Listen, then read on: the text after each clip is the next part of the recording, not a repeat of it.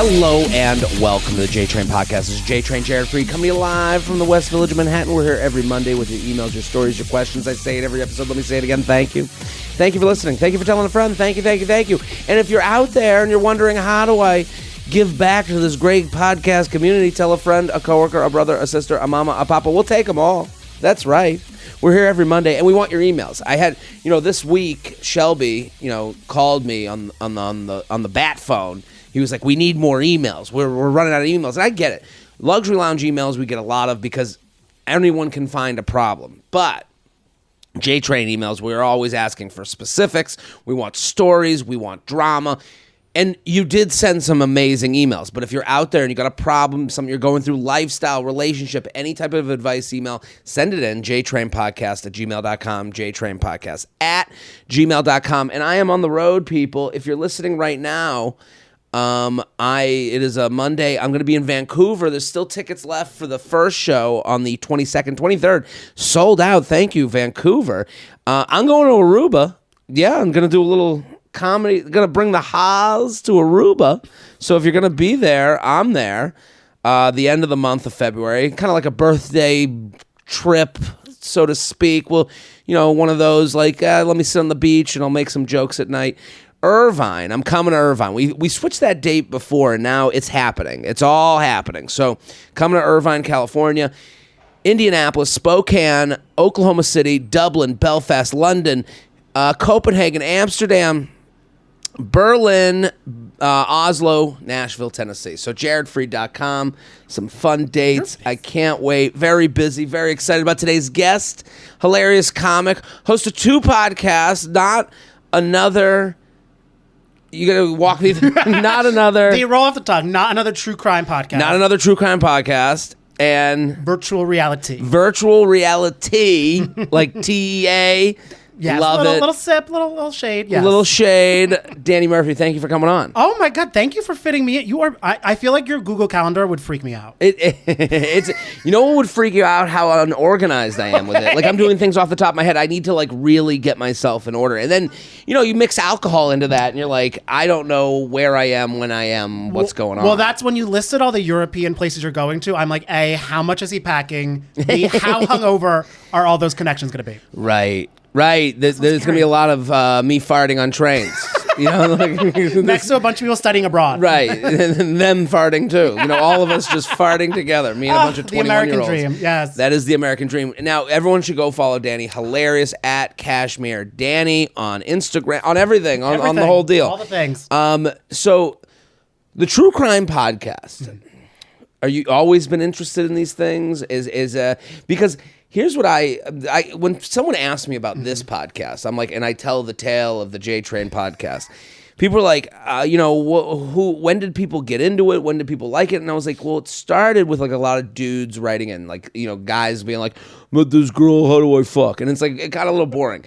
And then women started writing in, and the emails got amazing. And I credit True Crime for bringing women into the podcast space. 100%, because I feel true crime kind of did start as like, it's like true crime and reality TV. The two things I focus on are two things that I feel at the beginning, no guys really watched. Right. And a lot of women were like, oh, this is interesting stories because, oh shit, that reminds me of someone that happened to something or could happen to me. A lot of times I feel true crimes guys watch as like...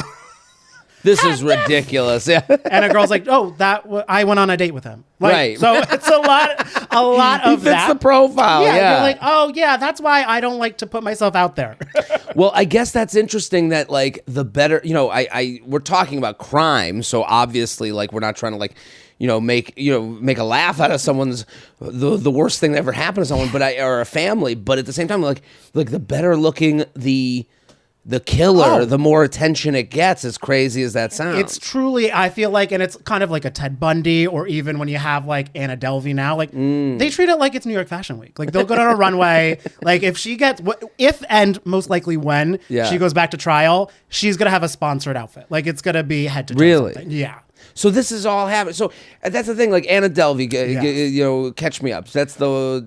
So she's the one that made an accent up. She made an accent up, made this whole backstory up, and she's one of the scammers I kind of tip my hat to because she only really scammed rich people. And I'm kind of like, you know what? As long as you're not taking money from people who like it's their life savings. Right. Because it's like she was like 23 telling 45-year-old guys like, invest in my foundation. And like they're listening to that. I'm like, well, also, you know, even if it's no foundation, you know, even if she created, I'm not defending her, I guess, but I'm saying if you created a company that goes out of business, you know, you can use the money wrong, and just because there's an actual business. Oh, right. Now, How many, like, I feel like I'll like donate to like my friends' Kickstarters, and I'm like, what the fuck ever happened with that? Right. I'm just giving $5 left and right. Right. And Anna too, she never has once said she's a good person or she wanted to do good. She just wanted to have parties. She was take from the rich, give to the me. Yeah. That was her whole thing, which, you know, that's a lot of people with their parents. You know, a lot of people are like walking around the West Village. I'm like, oh, every person who's not working today. I'm like, how are you doing this? How's this happening? You're working on an app that's like Tetris, but like for food delivery because your parents live in Connecticut. That might be a good idea for me. I like that I would have to like do a game. Like I'd have to be sober enough to fill out a riddle to have delivery come to me. Like anytime I'm too right. Cause like I get drunk and I order late night. How great would that be if the app had a game on it? That's awesome. Now we're talking. All right. Now we're living our West Village dream. I'm gonna go see Liam, who was at the Elk where I just got coffee from, who's just like trudging away on his laptop. Yeah, there's plans there. Well, Danny Murphy, I'm so pumped you're here. We have emails to get through. We're gonna get into other people's problems. Everyone go follow Danny Murphy at Cashmere Danny on Instagram, on TikTok, on all this stuff. Hilarious comic. Not another true crime podcast. I like that you've extended into the scammer world. Yes, me, because I host it with Sarah, who's so amazing. Yeah. Betches and everything. So we kind of were like, because it is a heavy subject and it gets a little intense, but I feel now scams are getting so popular in the media, and also there's just more ways to scam people, like the Tinder swindler. People are scamming on any platform possible. So you got to talk about it, because those are also ones where you're like, look out for this. Well, I guess, you know, with crypto and with apps, and, you know, scams happen when there's a divide between generations, I think. And like back in, you have the snake oils of our time are like things that we think we should understand before we understand them. So like all of our parents think they should understand everything that comes on a phone. Yeah. So if you went to like some rich older person, you're like, I got this app idea. They've heard of app. You know, I've got this, whatever, this foundation. They've heard of the word foundation. And people don't want to look stupid. And then they end up being stupid for not wanting to look stupid. I feel that even happens with like even younger people, because how many things do you get into because all your friends are doing it and you're like, let me watch, let me binge this show now because everyone's doing. I don't even know what The Last of Us is about. I'm about to binge it because like everybody's talking about it. Right. I don't want to look stupid. It's the same thing I feel with the NFTs when people are like, okay, well, Tom Brady's doing it and my friend is doing it, so I guess I have to do it. When I saw that, it is funny that if you'll allow yourself to sound stupid, then you kind of figure it out. Like you go, because I remember the NFT thing. I was like, so it's just cartoon pictures of monkeys? Like that was, I was like, what? And like when you go and they go, yeah, you own it, and you're like, yeah, I could own. I mean, I guess. I feel like I always just want to break it down to: did your parents give you too much love as a kid or not enough? That's kind of when you break down any person falling for a scam. It's kind of at the root of it. Right. You need to be in the middle of getting hugs and not too many hugs. You need to be acquaintances with your family. Just like, hi, how are you? Like you'll sit next to them on a plane. Yeah. But you're not going to talk on it. Yeah. With headphones in. That might just be the Irish in me. But yeah. I love it. Danny Murphy. Everyone go follow at Cashmere Danny. We're sponsored, people. Ooh, BetterHelp. BetterHelp. When life gets you feeling overwhelmed, working with a therapist can make you prepared to take on life. I love BetterHelp for one solid reason. It is a easy toe into the world of therapy. So if you're new to it, like what I do, when I'm looking for a doctor, I'm Googling doctor. I'm going, Jared, you idiot. What are you doing? And then you give up. You get hard on yourself. This is a great way. It is a amazing platform, website to let you kind of just move it. And also it's an uncomfortable thing to like go to a friend. Hey, do you have a therapist for me? Now you have a platform that you can go on your own and get to see, different therapists, go kind of try it out. And the cost is brought down because you're not paying for an office or a waiting room. BetterHelp is the therapy option that is convenient, flexible, affordable, and entirely online. Fill out a brief questionnaire, get matched with a licensed therapist, and switch therapists at any time for no additional charge. Easy. If you want to live a more empowered life, therapy can get you there. Visit BetterHelp.com/JTrain today to get 10% off your first month. That's BetterHelp, HELP.com/JTrain. I love that sponsor. Get involved if you'd like. Here with Cashmere, Danny. Do I say Cashmere? You can call me whatever you need to. I also love to. You told me this was going to be filmed, so I dressed like a country star. I just looked down at my outfit. I was like, "What the fuck am I wearing?" I think you look great. The boots are great. I don't know if we're getting that on camera. I love the boots. Flexible. Oh my god! Here we go. Zara 6 years ago. They are falling apart at the seams. Oh, good. Well, they don't look it. Okay. Haunted by a ghost. Dear JTrain, sending you the softest, most velvet-tipped feathers. I have just experienced the most egregious ghosting behavior and urgently need your hilarious, incisive commentary. That's the ghost. There's a spirit here. I know. What? Something just went off. Are we good? Okay, good. Teresa Caputo walks in. She's like, this is the ghost haunting. Who? The Long Island Medium. Oh, hilarious. I like to say I'm the New Jersey Large. Background. In the summer of 2021, she writes in all caps, a man and I, both in our early 30s, went on a bunch of dates, had a lot of fun sex, and even exchanged playful, flirty gifts. Then, by the time August rolled around, he ghosted me after increasingly unreliable texting.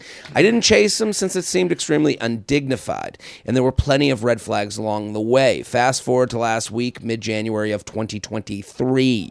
And out of the infinite, ever-expanding universe, this 35-year-old man-child, she writes in all caps, texts me after a deafening 18 months of no communication, saying he had been thinking of me, wishing me well, meditating on how we'd watched Tiger King together, and was hoping to reconnect. I said I'd be open to a casual drink, accepting that he acknowledged that he has behaved like a complete cad and owed me an explanation and an apology. It has now been 3 days of radio silence since this exchange, and I'm just left thinking, how could he not assume this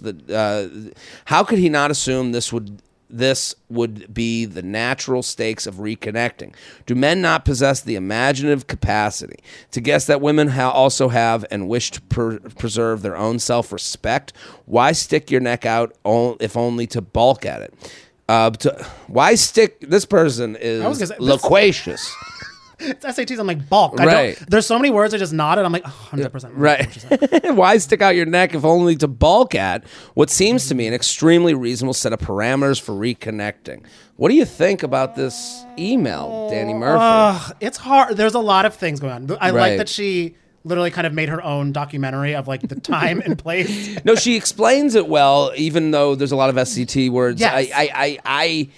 Everything she's writing, I think, is on the nose, and like it's almost what we're talking about with like sounding stupid. Like, she's almost so like she's naive a little bit. Doesn't it sound that hopeful, way? Which I love. Right. I love she has some hope, and I think it's hard. They were hooking up and like going on dates summer 2021, which was like the hot vax. That's when people were dating. No one was exclusive, I don't think, then, because it was the first time we were able to go out and about and do anything, and then Omicron started creeping its way in. And I think her biggest, not flaw, but biggest thing she should learn in 2023, and it's something I have learned and I tell my friends, it's like, because she wants to try to get closure or like a long-term relationship from this, and an external person will never give you that.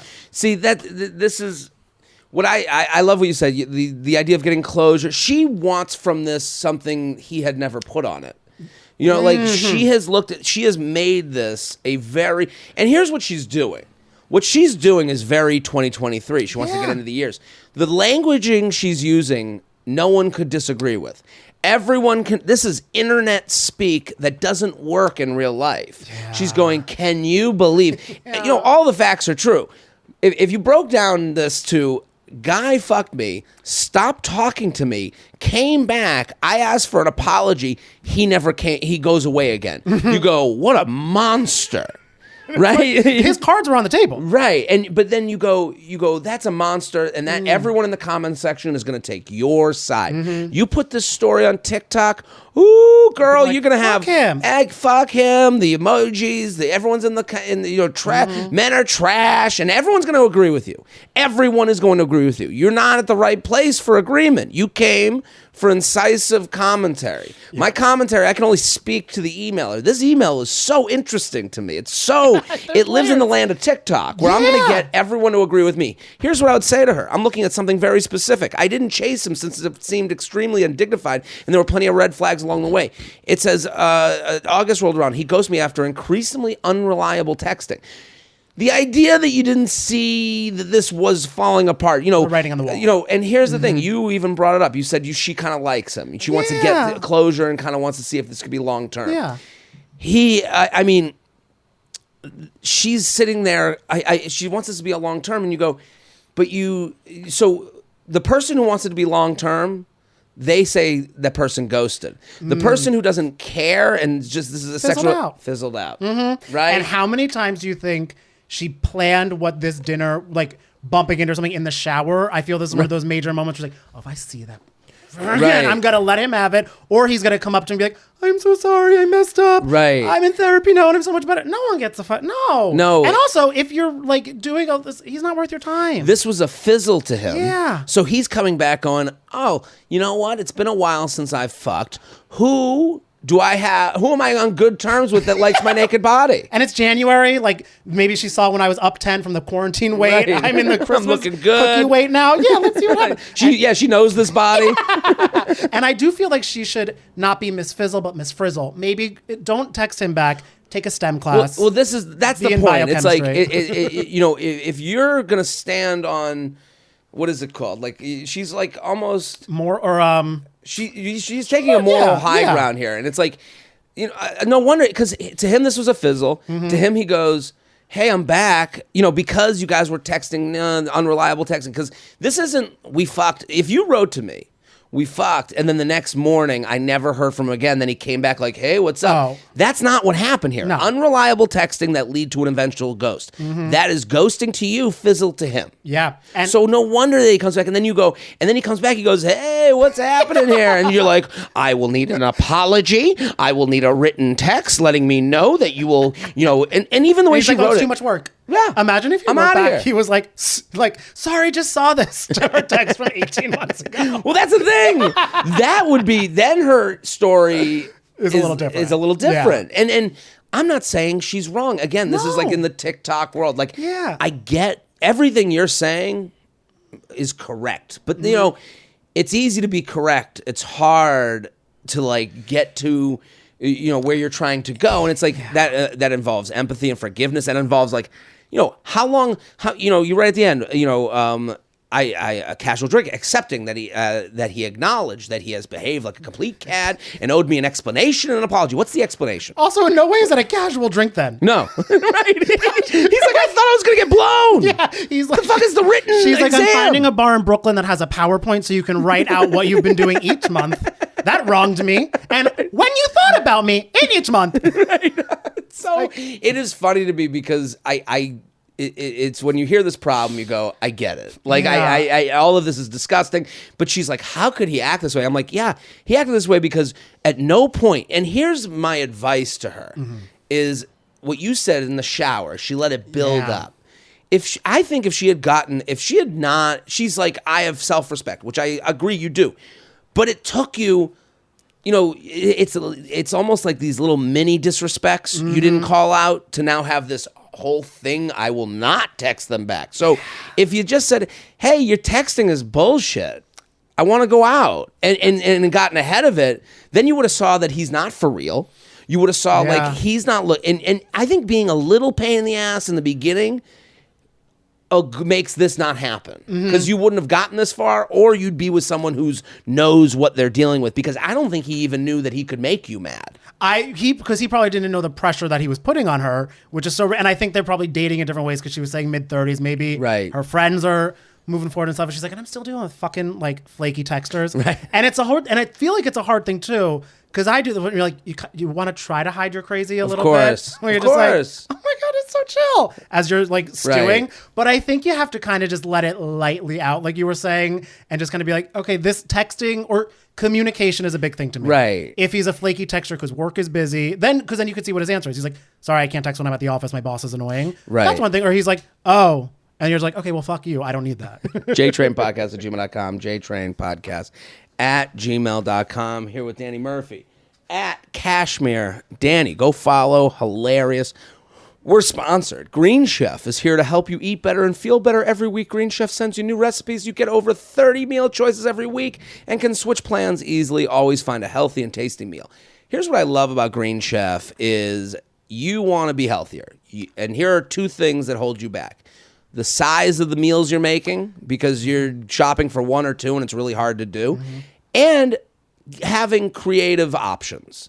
Because if you do grilled chicken every night, by Thursday, if you do grilled chicken Monday, Tuesday, Wednesday, Thursday, you're feeling good, you go, what else can I do? And then you don't have any, you don't got any other moves. Green Chef has 30 moves, okay? So they have options for every lifestyle: keto and paleo, vegan, vegetarian, Mediterranean, and gluten-free. Green Chef is now offering 10-minute lunches. Each week's menu includes 2 convenient, low-prep, and nutritious lunch recipes ready in just 10 minutes. No cooking required. Perfect for when you're on the go and still want to eat at lunchtime. Eat well at lunchtime. And Green Chef shows up right at your door, everything you need. I think this is a no-brainer, especially this time of year. You're at home more. You're not traveling. This is the time of year to kind of like have that Green Chef option. Go to greenchef.com/JTrain60. Use code JTrain60 to get 60% off plus free shipping. That's a deal, people. That's GREENCHEF.com/JTrain60. Use code JTrain60. Green Chef, the #1 meal kit for eating well. Love that sponsor. Let's go. 6-year boyfriend made appointment to Sperm Bank. Oh, interesting. Okay. Rings aren't cheap, but go on. Long-time listener, first-time writer. But after this, I can see myself writing in more, LOL. My boyfriend of 6 years just told me he made an appointment to donate sperm. That's okay. He said it was super nonchalant. What are you up to this weekend? I'm just going to come in a jar. Just went back to casually watching TV. My favorite brunch spot in Brooklyn. Come in a jar? Yeah. You're going to come in a jar? Yeah. Oh, my God. I heard it's Does that got rating? Yeah. Said it's super nonchalant, just went back to casually watching TV after, but it stopped me dead in my tracks when I heard it. For reference, we're 26, so we've done the college relationship, casual sex, sleepovers, friend groups, etc. Have graduated into a more adult relationship, living together, getting a cat, and full-time jobs, etc. At least that's what I thought. I just acted calm, but in my head was like, what the actual fuck, and asked why. He said for extra cash. And I... Is there anything that just sounds worse than, yeah, I'm going to go to the sperm bank, need some extra dough? Yeah, it's like, hey, cat litter's not cheap. Right. He's like, do you want Miss Friskies? Right. Yeah. We can't afford these cats. I got to come in a jar. Come for cats? Oh, it's his new charity. Come for cats. As I was 1-877. Come for cats. Come for cats. We got cats and they need litter. We come in a jar. There we go. Like the I love that. Okay, so he said for extra cash, and I didn't want to sound judgmental, as I was actually curious to how he came to this idea, and I asked him a couple more questions. After about 30 seconds, he said it maybe wasn't a good idea. He didn't want other kids finding him later, and then started playing games on his phone. But I was honestly taken aback. Did he not think about that first, or the fact that we have been together for 6 years, have talked about kids, and don't really need extra money? I mean, I'm sure everyone does, but it's not like we're struggling. It gave me the ick to my own boyfriend, but is there a way he's not just dumb as fuck and actually has some sort of logical thought process? Or am I waking up to a clueless boyfriend who doesn't think something like this is a big deal? Just need some normal people to talk this out. Thanks for all you do. The stepmom in 18 years. I love this. This is an email that I love. Mm-hmm. It is, I can feel that we got a big influence, because I mentioned in the beginning of this podcast, Shelby was like, we need emails, and these feel fresh to me, Shelby. These feel like they'd never, made me, this is their first time listening to the podcast, because these are cute emails to me. Like they're like the last two, because I see these emails and I'm like, I'm seeing everything. I don't know what you think, but what do you think? I know these two girls more than I know my family now. The brunch I'm booking for all of us, while her man come in a jar. Cup, yeah. Man jizzes in a cup. That is the weirdest brunch ever. You think drag brunch is fun? come to this one where some dude just jizzes in a cup. Before the food department shuts it down. I'm like, Eric Adams, come on. We're being Just trying to inventive have here. fun, yeah. Make Small some extra businesses, cash. yeah. Small businesses, big returns. Right. I feel like it could be as simple as this is a fun way to make extra money. I don't, Okay. you know what I mean? Stuff like that. But I do think there's a weird element to that because exactly what she said, I was like, okay, if we want to have a family, Right. what is the down the line situation of Right. going on? But I also do think she's like, we're like kind of an adult relationship. I don't think any relationship at 26 is an adult relationship, which is a hard reality to come into. Danny, I think that's the point that I am going to You know what? jump on. Because I'm like, I feel like, because you've probably, I mean, we both lived through 26, and I've Right. had so many friends like, no, we like, you know, like we went to like CB2, we got like a coaster. Yeah, no, well, that she kind of did that. Yeah, She- no, exactly. Like we got a cat. She kind of did say, like, we have a cat, so that means we're adults. And it's like, no, obviously not. Maybe you're an adult, but you're not dating an adult. 100%. And this is, so I like that you brought up, like, it could just be he wants extra cash. Fine. That's on the table. Mm-hmm. That's not the part that would worry me as much as I think this guy is about to break up with you. And I don't mean to like make this because she wrote in for because in my head I'm like, she's writing in, well, wasn't this a stupid conversation? No, this guy is signaling. This is like, I don't know if this is called, this isn't, maybe it's gaslighting of a certain kind. Yeah, like Guys, what we do, I'm sure you've done this where you kind of go, I'm in this thing, everything's great, I don't know if it's for me. So now let me throw in this like Molotov cocktail of a thought bomb. it's you wishing for rain. Yeah. It's And like you when go- everything's going well. Yeah. Right. And you going, let me bring this up. Now this gets us down the road of conversation. Now we've had a weird conversation, so it's not out of the blue that I'm like shaking this thing up. Mm-hmm. I'm thinking about cash and whether I have enough of it.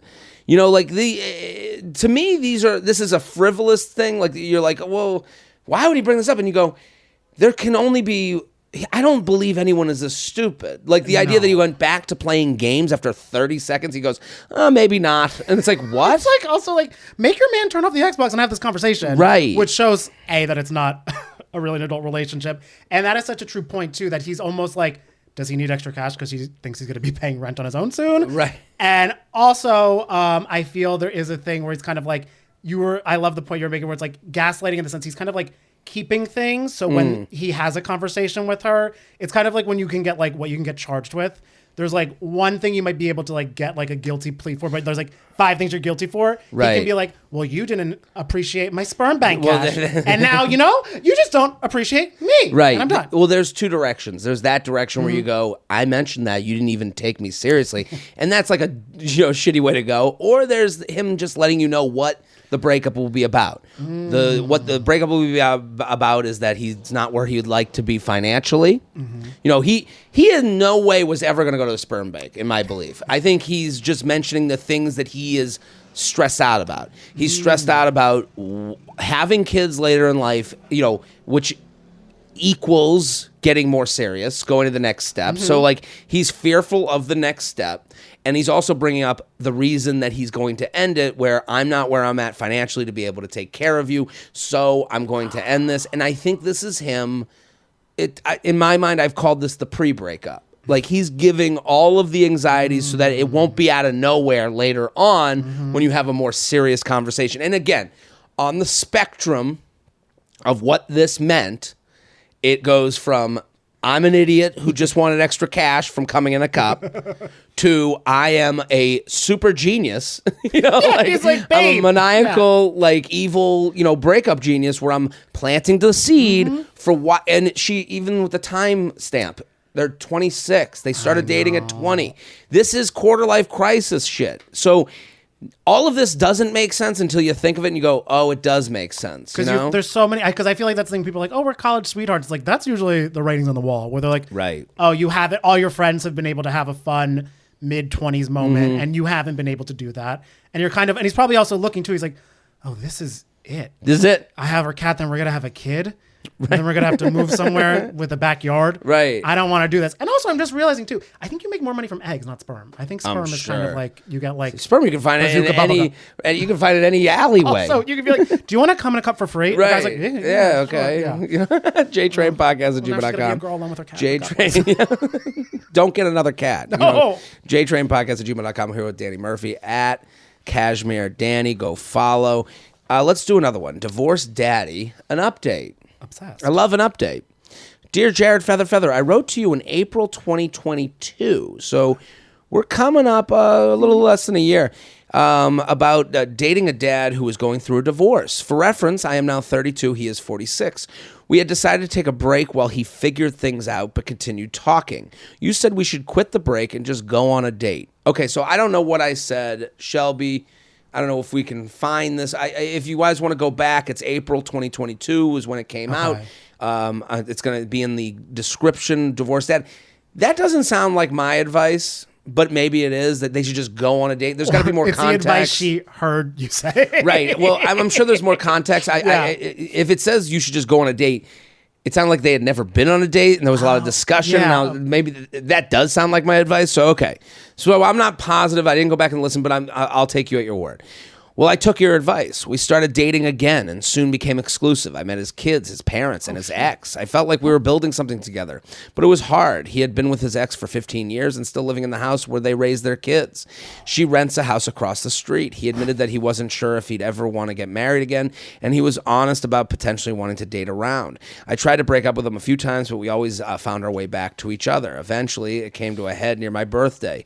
He hadn't planned anything, and I felt him pulling away. So in a half-hearted text, I said we should maybe take some space away from each other. For once, he agreed. He said he was finally working through his sadness and trying to figure out his life. I guess I imagined him alone in his room playing guitar and reflecting on how he could better our relationship. Nope. The night before my birthday, I called him.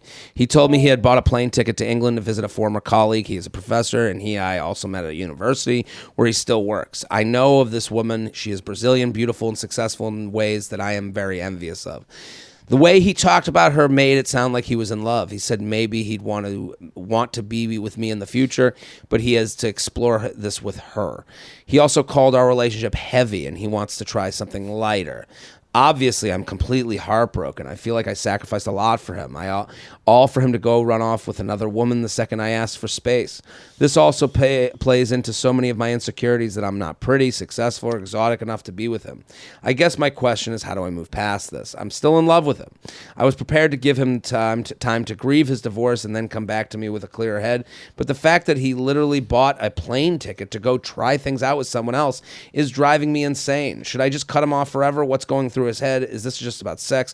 Thanks for the laughs and the free therapy, and sorry for the heavy update. Well, don't be sorry about the update. I don't think it's it's heavy for you. It's real, it's real. Yeah. What do you think, Danny Murphy? Well, a divorced dad professor on a plane to England is like, I'm Googling that later, but I'm obsessed with her journey. I feel she's been having the time of her life despite it now getting a little bit heavy. I think she was his grieving the divorce, unfortunately, though. That's so right. I feel he was like, okay, I've been, because 15 years, that's a heavy time with a kid, wife across the street. I'm sure they're going to be amicable for a while. Right. And he's just like, let me have a little bit of fun. This girl, they met when he was at university. I don't know the levels of that. And I just kind of feel like she was his fun, but he's also realizing I have a kid. I don't know, if I want someone else in the house, like who's younger. Because then if this professor who is in another country is just his fun little like rendezvous escape, that's kind of scratching his like itch of like, I was sharing a bed with someone for over 15 years. Maybe I can get what I need here. And then also wait to date a little bit more until the kid's out of the house and then communicate less with the mom across the street. Totally. I agree with you in the sense that like, and just, you can be dating someone who's dating you for different reasons than you're dating them. Yeah. And it can feel like you're doing the same thing. It can feel like, oh, we're doing all, and also when you're with a divorced dad, he's going to date you like you're his wife. Like he did all, and I'm sure that she's going, we're doing all the things. And she even wrote it. I met the family. I met the kids. Of course you're going to meet the family and the kids. The longer this goes, the more he can't hide those things from you, the more he can't hide you from his life. That is his life he's bringing you to. But just by nature of him bringing you into his life, these are all very serious things that may not have been serious for him, or they were serious. And I do agree. I think he's doing this in service of himself. Yeah. It's a selfish thing. He is, and dating is more selfish than we want to believe. Like it's emotional roller. And also, I feel too, if I had a friend going through a divorce, I would tell them, be selfish now, because I'm sure you were not. Something was going on in your marriage that it wasn't working out, and it sucks to be on the other side of that. Yeah, because it's like you need to prioritize yourself and your kid. Right, and she's probably prioritizing him in the relationship, and he's not. Even though it seems like he's prioritizing her in the relationship, these are all convenient things. When you go to his kids and meet him, he is who he is. You can't hire a babysitter, right? Yeah, come, yeah. And so I think to speak to the other issue she has of comparing herself to this person that he goes to visit. Here's the thing, and I'll speak as a guy. A plane, you versus a plane. If he's looking to be casual, which it sounds like he's looking to be, someone who's a plane ride away is a better option than someone down the street. It doesn't matter what you look like or your success level. So the idea that like you're comparing yourself to her, this wasn't like a you or her decision. She presents a situation, as Danny said, that is like just kind of an easier thing to be casual with. And they probably are on the same page of what they want. It's like no one's. We don't even know that. Yeah, she could be on the same page as this woman. Like, he's coming next to me week. You're right? Like, Brazilian professor. Right. She's coming. He came to my city. He must think this is serious. He's got a wife and kids. He's divorced. And you go, no, he's being selfish. He's going. I'm going to Brazil, and I'm gonna go fuck, and then I'm gonna have an easy out. Yeah, because he's like, I'm checking into my flight. Goodbye. Right. I got to go. Yeah. And we'll figure this out over the phone. And then she's never like, well, I'll be over. We'll talk about this. Like, and that's not to like be frivolous about her problem, because I do think she says she's heartbroken and it is heavy. And I think for her, she writes, how do you move past this? You got to hang out with your friends and family. You have to try your best to not compare yourself to this other person, because the other person, you and that person are not apple for apple. No. It's not. That is plane ride away versus down the street. Two different women. I don't care what the other things are. And I feel like she's someone like me. Like sometimes after a few dates, you start zillowing houses, and you're just like, well, I don't know. Like not to be crazy, but I don't know. She might have to just like maybe date for fun a little bit more, which is not always what people want to do. But I have friends who like after a few dates or a few months, like they break up and they're like, what was that then? And I was like, I think if you just get I think that would also help her confidence too. Right. Not that she's lacking, but like in comparison, not confidence, because it's like then you don't realize what you don't bring to the table. When you start going on fun dates, you're like, okay, this is the fucking shit I bring. Right. And you look at the person, you're like, okay, well, what do they bring to the table? Okay, I can go enjoy myself. She should start framing herself instead of being like, oh, he's going to this girl. I'm like, I'm sure he has a dad bod, which I'm into. Right. But it's like I'm sure like some shit going on with him, but like he's got baggage too, so you don't have to feel like Well, I think what you're saying is so correct, where it's like she needs to make herself. She has to be as selfish as this guy. Yeah. Was. Yes. And that, like in this scenario, she's like, she's going to the kids and helping them through this tough time, and it's like, when were you at the front? When were you the star of this movie? And I think she's got to start. You were doing waiting that. for him to plan a birthday. Plan your own brunch, and if you want to be crazy, hang out with the wife across the street. Right. I'm not recommending that, but I'm saying, right. Get together. You got something in common. JTrain podcast at gmail.com. JTrain podcast at gmail.com. You know what's not fair? Netflix hides thousands of shows and movies based on your location, then has the nerve to increase their prices on you. That's right. They've just raised their prices again. Now you could just cancel your subscription and protest, or you could be smart about it. Make sure you're getting your money's worth by using ExpressVPN like I do. With ExpressVPN, I can control which country I want my Netflix to think I'm in. I just finished watching Ma. It's not on US Netflix, but with just one tap of a button, ExpressVPN lets me change my location to Mexico to watch it. Isn't that cool? I had this was a thing. Yeah. Oh, yeah. The ExpressVPN is also super fast. It works on your phone, laptop, smart TVs, so you can watch your shows on the big screen, zero buffering. You just fire up the app, click one button, and you're protected. I use ExpressVPN when I'm on the road. I know it will keep me secure anywhere. When I'm using ExpressVPN, I know I'm getting the best protection. It's like having a junkyard dog with me online. So stop paying full price for streaming services and only getting access to a fraction of their content. Get your money's worth at expressvpn.com/JTrain. Don't forget to use my link so you can get 3 extra months of free ExpressVPN. That's expressvpn.com/JTrain, expressvpn.com/JTrain. Okay, here with Danny Murphy at Cashmere. Danny, go follow the podcast, Not Another True Crime Podcast, the reality I love virtual reality. 2 podcasts. Go check it out. Okay. A stinky situation. You ready? Yes, odor is a big thing for me, so I'm okay. scared. Good. I'm excited. Jared and Guest, Feather, great podcast. I love listening to them throughout the week. I can't wait to see you live in the NYC area. Trying to get to Comedy Cellar one of these days. Well, thank you. Yeah, I'm on their calendar. People ask me for my New York dates all the time. If you just go to the Comedy Cellar website, I'm on the lineups. They show sold out, but it's a reservation system, so people don't show. You don't pay. So if you get there 30 minutes before the show, you should be able to get in. So here's my issue. I'm a PhD student in a biomedical engineering program. Because of the irregular shape and limited space of our lab, I was given a great corner area with 2 desks. Ooh. It was the best situation. When I am tutoring students, they can sit next to me and I have some space to put my things and not feel claustrophobic, etc. My issue is this. My PI, principal investigator, who runs the lab, just welcomed in a new student last week, which is standard when someone graduates.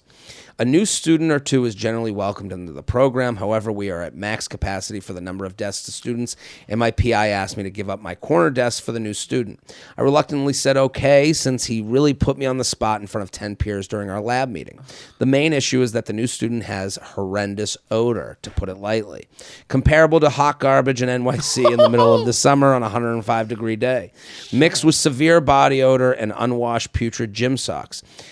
Since he has joined, I have not been able to sit at my desk even after buying air fresheners and Febreze spray that I spray every day in the room to try and help dissipate some of the odor. My world has been turned upside down. I now sit and do my work at my lab bench, which is also unsafe since there are chemicals that I shouldn't be in contact with nonstop. Help, what do I do? If it's a cultural thing, I feel like I'm not allowed to say anything to him, but something must be done. Please help. Sincerely, a girl in a very stinky situation. This is a tough one. Yeah. It's even tougher because she said something in her email that she goes, if it's a cultural thing, which didn't need to be said. No. It didn't need to be said, but here's the thing. She's now signaling what's going on. These are 2 people from 2 different backgrounds. So, you don't want... I would advise her, stay away from that. Just because you're from different backgrounds, smell is smell is smell. Yeah. Okay, so the minute you go into that territory, you've made this into something it doesn't have to be. And I don't think it's something she believes it to be. No, because I'm like, if it's body odor, that's not... that's just body. Yeah. Right. So what does she do? How do we get rid of this stink? Well, it's hard because I was going to say air freshener. She tried it. She tried it. I'm assuming they wear masks. I don't know if you can put like a little scented thing in the mask, but I feel she has 2 actual options in my mind.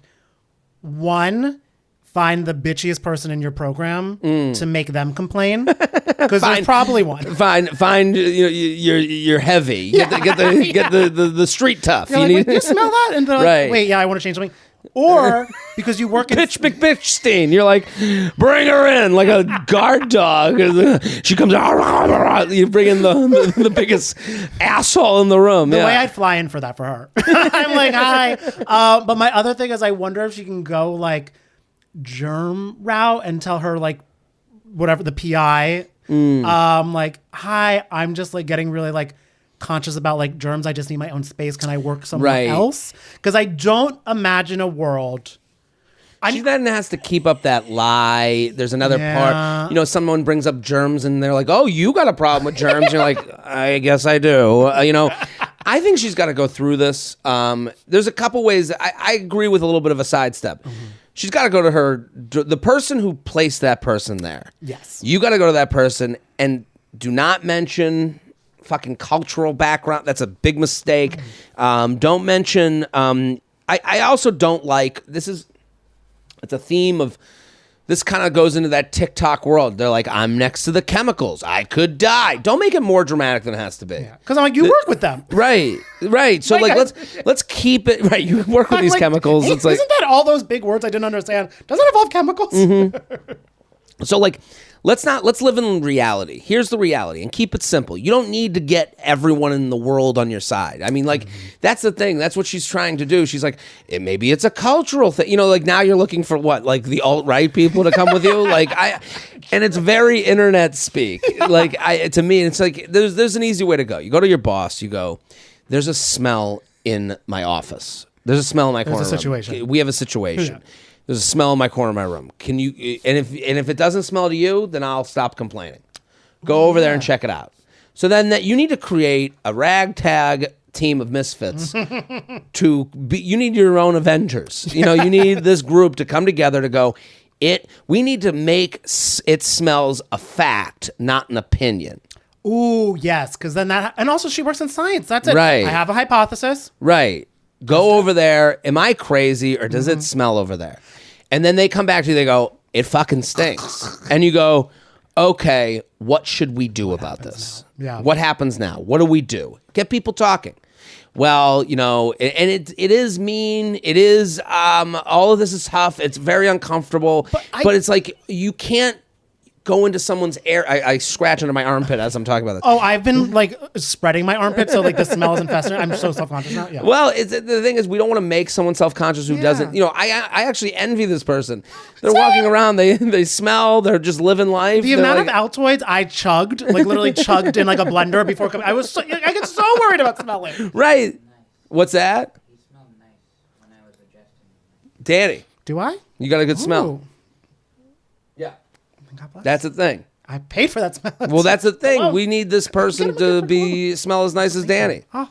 So I'm still down to fly in. I don't know where this lab is. I think you got to I do believe, make this not an opinion, not a fact, make it a fact. I mean, like what they're trying to make a fact is I'm working near chemicals and I could die. No. That's you're only doing that because your opinion is that this person smells. No, you need to have people come over and go. And the other thing with the biggest bitch at the lab, if they just walk in and go, "Whoo, what is that?" Just have one person walk over and go, "What is that?" And ask them and be like, "Hey, you got to come over here. Is this smell over here? What is that?" What is it? And be a little bit dumb, but play dumb. Like, is that a chemical leaking that could kill us all? What's going on? What is it? Is everything okay? Because then that person would be like, "Oh shit." Right. Me. I hope they would say that. And you don't have to do this in front of a lot of people. No. I would even say maybe it's you and him alone in this corner of the lab. You go up, you go, something smells. Do you smell it? Oh, yeah. And then they go, no, I'm good. And you go, really? And then let's bring over the PI. You smell that? Yeah. Fuck it. What? You don't smell that? And now you get people talking. You have people on your side. And I do think I feel like she needs to act on it, A, for their own sanity. B, if I was this person, if I'm not aware that I'm smelling, I would want to know. Right. I want to know. I want to know if my fly's down. Yes. Right. Spinach in the teeth. Right. Let us know. And I know it's hard because it's not like your friend for this girl. Or just become best friends with them. Be like, right. By the way. Right. I'm here to help you. They get engaged. It turns into like the Clueless scene. I want to be a supermodel. Give them a makeover.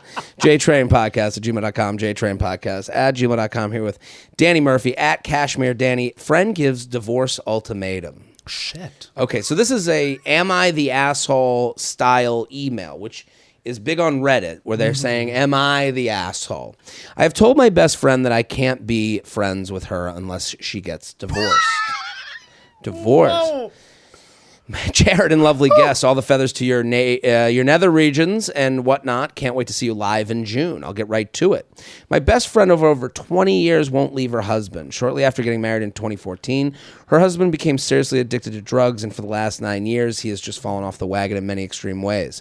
I can't get into all the details because you'd be reading this all day, but there have been physical and emotional affairs online sexual activity with females, constantly lie after lie, continued drug use. The latest of all his transgressions, which brought all this on, was his arrest for public indecency, involving an incident where he exposed himself to 2 strangers, one of whom was a minor. Hey, I've seen the video of the incident. He was being a predator. No denying it, even though he is trying to. Hey, this is... Okay. I mean, this is heavy. That's a laundry list. Yeah, the divorce girls, you thought your email was heavy. Yeah, this is right. hard. All that being said, I don't think my friend is going to divorce him. She says she wants change and she can't stand being around him, but I'm really concerned that her codependency with him and her fear of being alone is going to keep her in this marriage. She also has 3 kids now with him, so I know that is playing a factor in her wanting to stay, but come on, enough is enough. 3 kids, you have to understand, how am I going to do this alone is not being alone. How am I going to do this alone? That it's different than if without the 3 kids, you go, come on, dating's not that bad. Yeah. You're going to be okay. Even though you hear horror stories, this is worse than dating. 3 kids. How are you going to get a space for them, hands for them, money for them? Afford all that stuff. But listen, this isn't apologizing for the husband, but I'm empathizing with why she would stay in it. I emotionally cannot do this anymore. Over the years, I have been on a constant roller coaster with her and have honestly been as supportive as I could while trying to keep my negative opinions to myself. I've been so excited that today will be the day that she leaves him, that each incident will finally be the last straw, but it never is. She will even say she is done, even going as far to talk to a divorce lawyer at one point a few years ago. But she quickly retreats and starts withdrawing into herself and hides things from everyone until it blows over. She goes to therapy, but it's not leading to her to a divorce. If anything, it's making her feel like she should try harder in her marriage. I roll. She kept his last affair a secret from me for 2 years because she knew she wasn't going to leave him. I think by staying in her life, I'm being the friend she wants and not the friend she needs. Her friendship means too much to me to let it become surface level and dishonest. I'd rather not be friends at all than to feel like I'm condoning her choice to stay with him by just keeping the status quo. Am I the asshole for telling her that I'm not willing to be her friend unless the divorce papers are signed? I know I need clear boundaries for myself and I have to protect myself and my family, but it's been 2 months since I've talked to her and I still can't shake the feeling that I'm abandoning her, and it wasn't the right thing to do. I need a third-party perspective on this because I'm just emotionally fucked by it all at this point. Thanks, Jared. What do you think? Heavy. Heavy, yeah. I feel... because the woman in the marriage is doing all the proper steps in therapy and stuff like that. And I think the writer, the emailer, is thinking what she would do in the hypothetical shoes. But sometimes you have to realize that's not what you're supposed to do because she doesn't want to... It seems like she doesn't want to leave him. And that's just the fact. And also probably a lot of that is she's like, okay, well, this is the family I built. And I don't want to leave him in his constant time of need because it's like all those last straws. She's probably thinking, he's doing all this with me in the house. God, and it's not her fault what happens next, but God forbid what could happen next. It is funny. You're talking about the woman who's in the relationship. Yeah. It is interesting. What you're saying is true. She is there's a word for this. She's helping him. Like a caregiver almost. Well, she's... and someone's going to DM me the word, but it's like she's because she won't leave enabler. She's enabling him. Mm-hmm. She's enabling him. She's the enabler of him because his life, he knows how to handle as crazy as his life is with the cheating and the drugs and the things he's accused of with the video. She's still there. So he comes and so he's handled this and she's enabling this world to exist where he never loses anything. There's an escape route from right.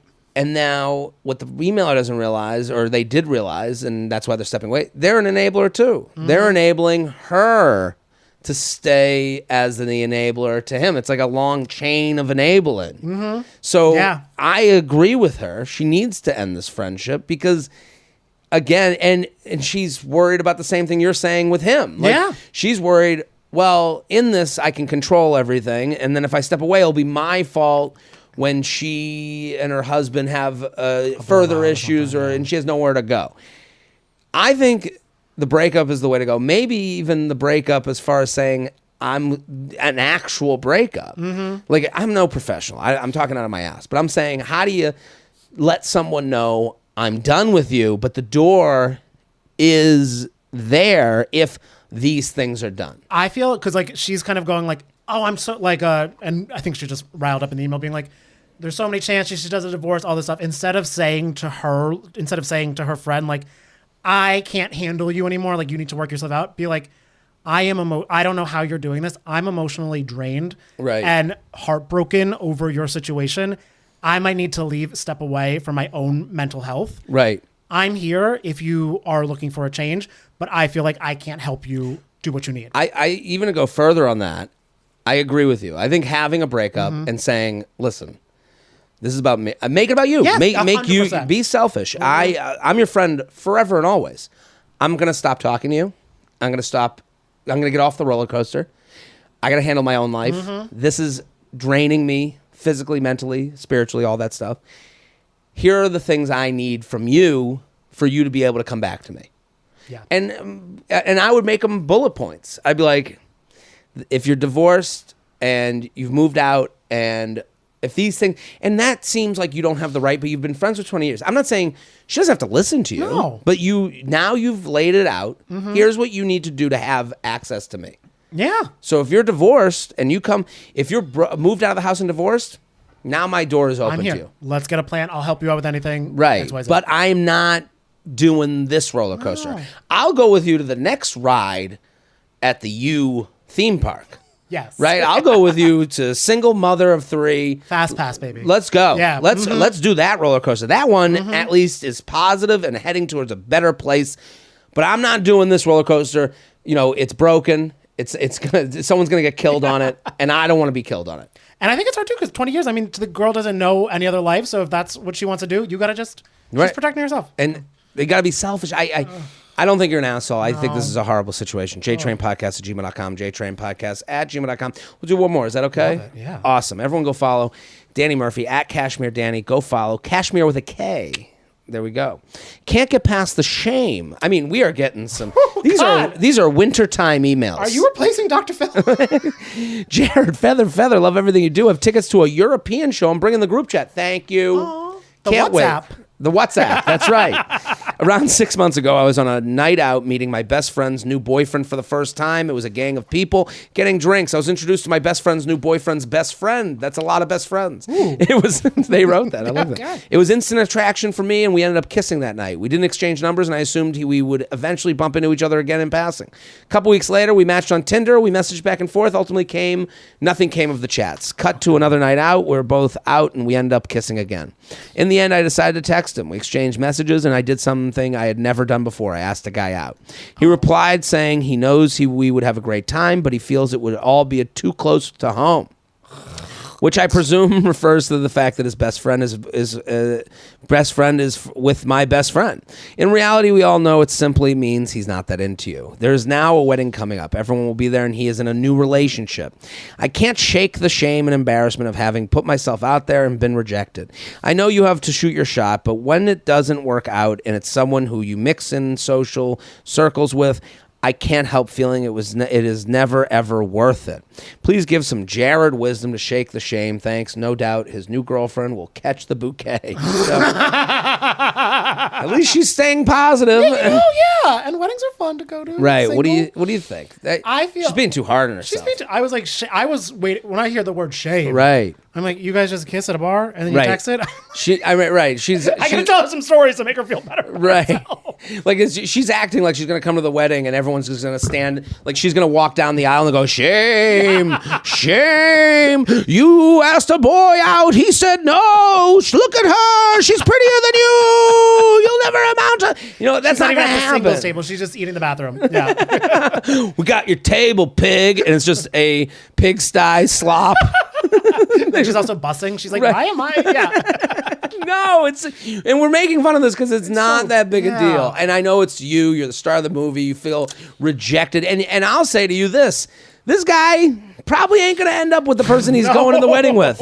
He's telling you, again, men go away from, are attracted to and put off from situations, right? Right? How many times have you hooked up with someone you go, this is because it's comfy, cozy land for me? Yes. Radiuses. It's easy and there's no effort and you're down the street and it's just, okay, this is just what's happening. Right. It almost seems like he understands that about himself too, because he's like, no, I'm a piece of shit to date. Right. That's why I don't want to date you because I don't want all your friends and then my good friend who's dating your friend to have to hate me or like shit on me because I'm a piece of shit. Right. I'll kiss you at the bar, but like you're welcome in advance for avoiding the train. Yeah. Well, that's the whole point. Is like I'll kiss you at the bar, but I'm not gonna put you through not texting back after a wedding, and I don't want to live in this awkward land because I know I'm not ready.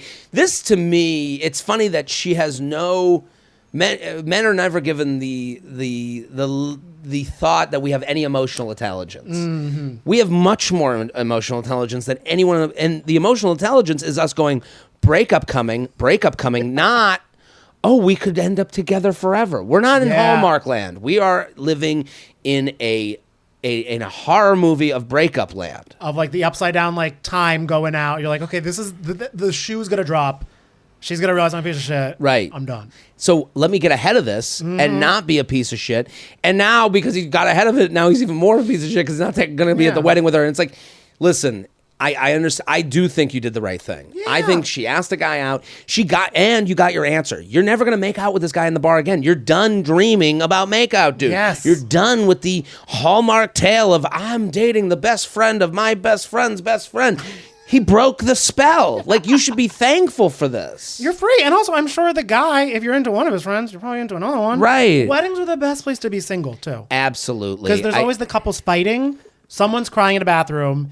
And they're just like Ed Sheeran comes on. They're like, we have to dance, babe. And you're like, you don't have to do that. You can get another drink and meet someone cute. Here's the other thing. Here's how he's going to talk about you at the wedding. He's going to go, yeah, I made out with her. She's hot. He's not going to go, I made out with her and then I put her on a scale against the woman I'm with now. And I was like, no, that's the one. That's not how guys talk about. You are hot girl he made out with, not woman he turned down. Yeah, like, she was obsessed with me. And also, there's also a chance too, because he's bringing the girl, he won't even look at you. Because he just wants to be like, I would go right up Jean look down. He's like, I would go right up to him. Hey, great to see you. Hope all is well. Nice to meet you. What's your name? To his girlfriend, whatever. I would be, I can't tell her how to feel because I feel bad for her. She's using the word shame. But I think what we're talking about is just we're making it so little, so small. Yeah, it's so fine. And I'm just like, I just need her to know. I don't know what kind of drinker she is. Right. No speeches. No comments. No singing Marvin's Room JoJo version. No, baby girl. Have a protein bar before this wedding. Because you're not going to want to eat. You're going to want to drink. Have a protein bar. Think smart, think thin, baby. There we go. JTrainPodcast@gmail.com. Danny Murphy, thank you so much. Thank you. This was so much fun. So much fun. Everyone go follow Danny at Cashmere Danny on Instagram. 2 podcasts. Go follow. So funny. I'm Jared Freid. We're here every Monday with your emails, your stories, your questions. We'll be back next episode. Boom.